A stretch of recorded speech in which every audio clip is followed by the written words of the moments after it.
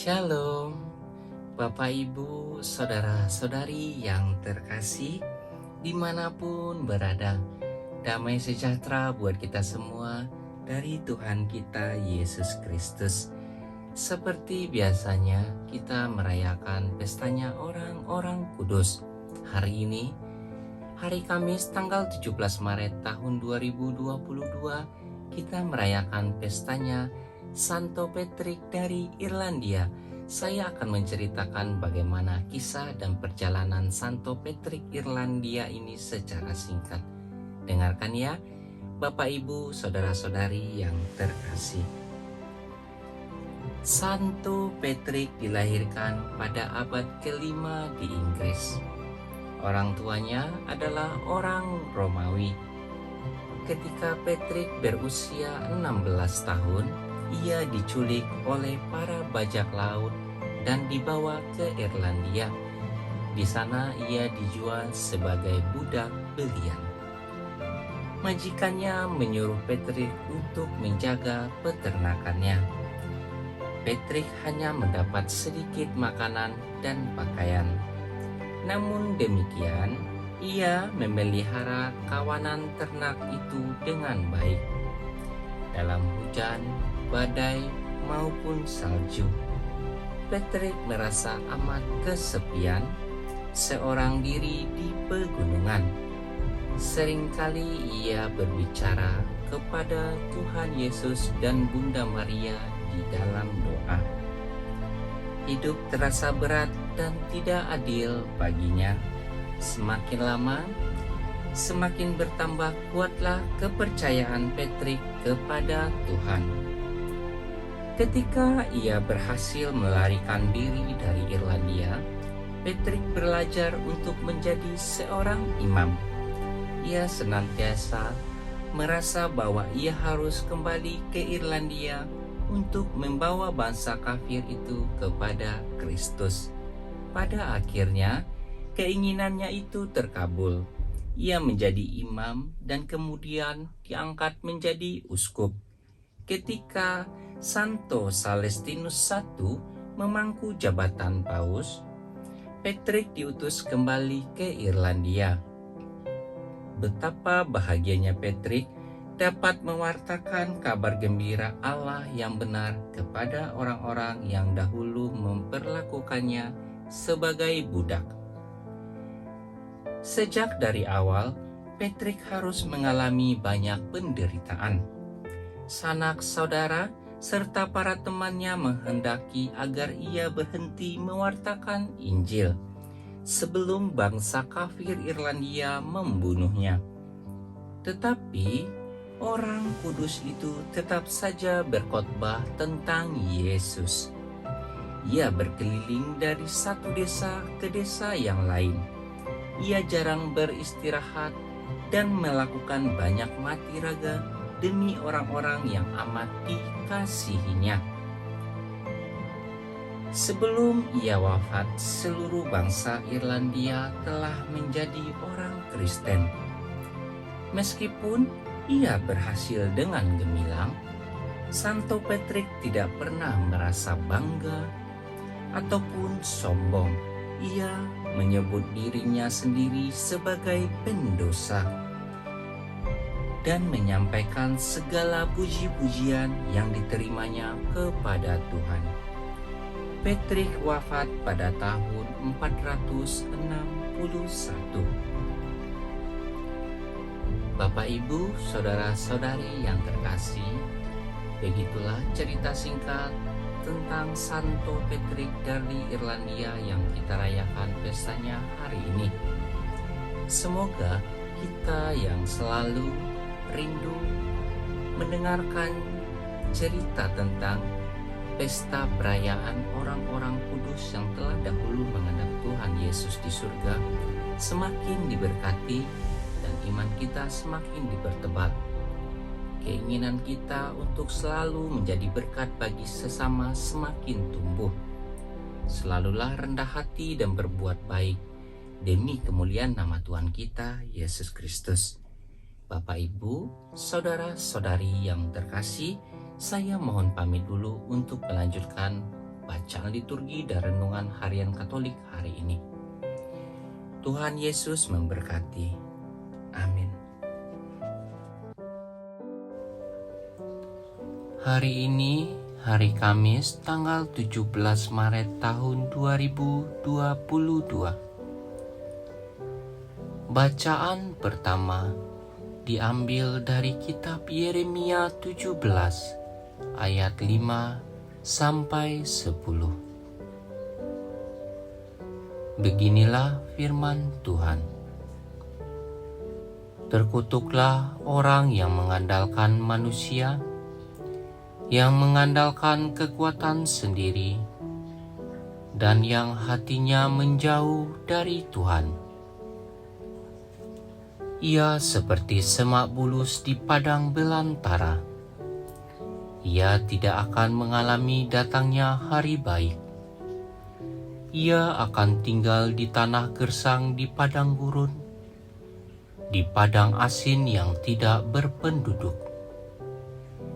Diberkatilah orang yang mengandalkan Tuhan, yang menaruh harapannya pada Tuhan. Ia seperti pohon yang ditanam di tepi air, yang merambatkan akar-akarnya ke tepi batang air, dan tidak mengalami datangnya panas terik. Ia seperti pohon yang daunnya tetap hijau, yang tidak khawatir dalam tahun kering, dan yang tidak berhenti menghasilkan buah. Betapa liciknya hati, lebih licik daripada segala sesuatu. Hati yang sudah membatu, siapakah yang dapat mengetahuinya? Aku, Tuhan, yang menyelidiki hati dan menguji batin, untuk memberi balasan kepada setiap orang setimpal dengan hasil perbuatannya. Demikianlah sabda Tuhan. Syukur kepada Allah.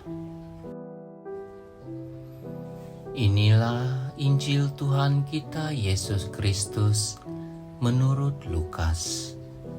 Dimuliakanlah Tuhan. Bacaan Injil diambil dari kitab Lukas 16 ayat 19 sampai 31. Sekali peristiwa, Yesus berkata kepada murid-muridnya, "Ada seorang kaya yang selalu berpakaian jubah ungu dan kain halus, dan setiap hari ia bersukaria dalam kemewahan. Dan ada seorang pengemis bernama Lazarus. Badannya penuh dengan borok. Ia berbaring dekat pintu rumah orang kaya itu, dan ingin menghilangkan laparnya dengan apa yang jatuh dari meja orang kaya itu. Malahan anjing-anjing datang dan menjilati boroknya. Kemudian matilah orang miskin itu, lalu dibawa oleh malaikat-malaikat ke pangkuan Abraham. Orang kaya itu juga mati, lalu dikubur. Sementara menderita sengsara di alam maut, ia memandang ke atas, dan dari jauh dilihatnya Abraham dengan Lazarus duduk di pangkuannya. Lalu ia berseru, 'Bapa Abraham, kasihinilah aku. Suruhlah Lazarus mencelupkan ujung jarinya ke dalam air dan menyejukkan lidahku, sebab aku sangat kesakitan dalam nyala api ini.' Tetapi Abraham berkata, 'Anakku, ingatlah, engkau telah menerima segala yang baik semasa hidupmu, sedangkan Lazarus segala yang buruk. Sekarang ia mendapat hiburan dan engkau sangat menderita. Selain daripada itu, di antara kami dan engkau terbentang jurang yang tak terseberangi, sehingga mereka yang mau pergi dari sini kepadamu, ataupun mereka yang mau datang dari situ kepada kami, tidak dapat menyeberangi. Kata orang itu, "Kalau demikian, aku minta kepadamu Bapa, supaya engkau menyuruh dia ke rumah ayahku, sebab masih ada 5 orang saudaraku, supaya ia memperingatkan mereka dengan sungguh-sungguh, agar mereka kelak jangan masuk ke dalam tempat penderitaan itu." Tetapi kata Abraham, "Ada pada mereka kesaksian Musa dan para nabi. Baiklah mereka mendengarkan kesaksian itu." Jawab orang itu, "Tidak, Bapa Abraham. Tetapi jika ada seorang yang datang dari antara orang mati kepada mereka, mereka akan bertobat." Kata Abraham kepadanya, "Jika mereka tidak mendengarkan kesaksian Musa dan para nabi, mereka tidak juga akan mau diyakinkan, sekalipun oleh seorang yang bangkit dari antara orang mati." Demikianlah Injil Tuhan. Terpujilah Kristus. Renungan Harian Katolik hari Kamis tanggal 17 Maret tahun 2022. Injil hari ini berkisah tentang orang kaya dan Lazarus yang miskin. Orang kaya ini hidup berkelimpahan. Setiap hari ia makan kenyang dan hidup enak. Hal sebaliknya dialami Lazarus. Ia hidup amat berkekurangan. Jangankan berpakaian bagus, untuk makan saja ia merasa kesulitan. Ia hanya bisa berbaring dekat pintu rumah orang kaya itu, sambil menunggu remah-remah makanan yang jatuh dari meja orang kaya itu. Badannya pun penuh dengan borok yang dijilati anjing. Sungguh situasi yang sangat memprihatinkan. Alkisah keduanya pun mati, namun mereka mengalami hal yang berbeda. Lazarus duduk di pangkuan Abraham, sedangkan orang kaya itu harus menderita sengsara di alam maut. Ketika melihat Lazarus di pangkuan Abraham, orang kaya itu meminta kepada Abraham agar Lazarus mau mencelupkan ujung jarinya ke dalam air untuk menjejukkan lidahnya. Tapi Abraham menolak.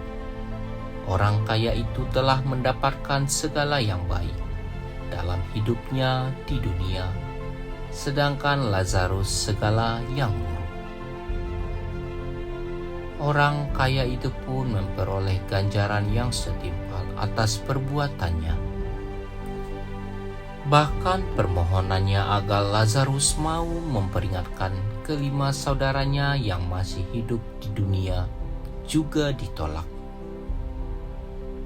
Paus Fransiskus dalam homilinya menggambarkan orang kaya dalam perumpamaan Yesus tersebut sebagai seseorang yang senang hati, bahagia, tanpa kekhawatiran. Pakaiannya mungkin dibuat oleh perancang busana terbaik pada zamannya. Ia mungkin harus minum obat untuk kolesterol tinggi karena jamuan makan yang diadakannya setiap hari. hidupnya berjalan cukup baik.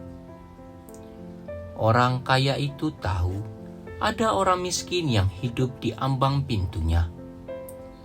Ia bahkan tahu namanya adalah Lazarus. Masalahnya yakni Lazarus bukan persoalan. Ia pikir itu sudah lumrah dan Lazarus dapat mengurus dirinya sendiri. Lalu keduanya meninggal. Injil mengatakan bahwa Lazarus dibawa ke surga dengan Abraham ke pangkuan Abraham. Mengenai orang kaya itu, Injil mengatakan ia dikubur. Paus Fransiskus terkesan dengan jurang yang terbentang di antara keduanya. Di antara kita ada jurang yang terbentang, kita tidak dapat berkomunikasi. Kita tidak bisa pergi dari satu sisi ke sisi lain. Jurang yang sama telah ada di antara orang kaya tersebut dan Lazarus saat mereka masih hidup. Paus Fransiskus menggambarkan drama orang kaya tersebut sangat banyak diinformasikan. Informasi itu tidak pernah merasuki hatinya. Ia tidak tersentuh oleh drama yang dijalani orang lain. Inilah drama kita juga. Kita semua tahu karena kita sudah mendengarkannya di televisi atau kita sudah membacanya di surat kabar. Berapa banyak anak-anak yang menderita kelaparan dewasa ini di dunia? Berapa banyak anak-anak yang tidak memiliki obat-obatan yang diperlukan?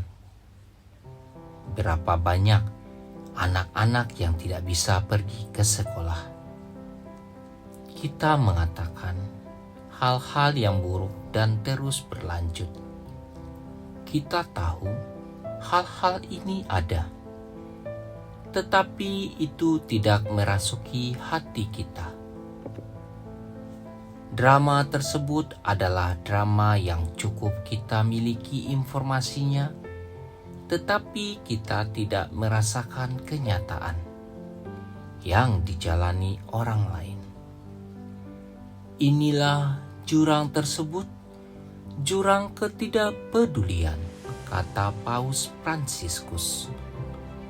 Ketidakpedulian ini bahkan merampas nama kita, seperti dalam kasus orang kaya yang namanya tidak kita ketahui.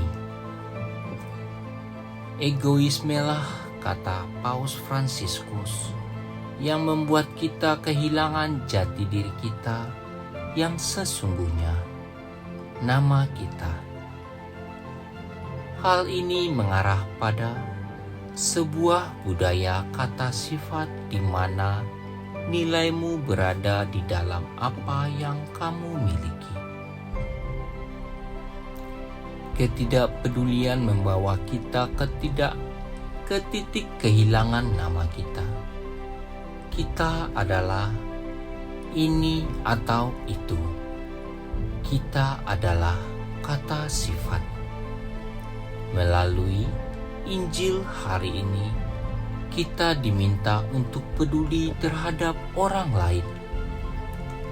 Sudah saatnya kita sadar bahwa banyak orang memerlukan uluran kasih kita. Mari kita membangun sikap yang benar terhadap harta kekayaan yang kita miliki. Dengan demikian, kita akan mengalami sukacita dan damai dalam hidup ini. Sang bijaksana berkata, "Siapa mencintai uang, tidak akan puas dengan uang, dan siapa mencintai kekayaan, tidak akan puas dengan penghasilannya." Pengkhotbah 5 ayat 19. Semoga demikian. Amin.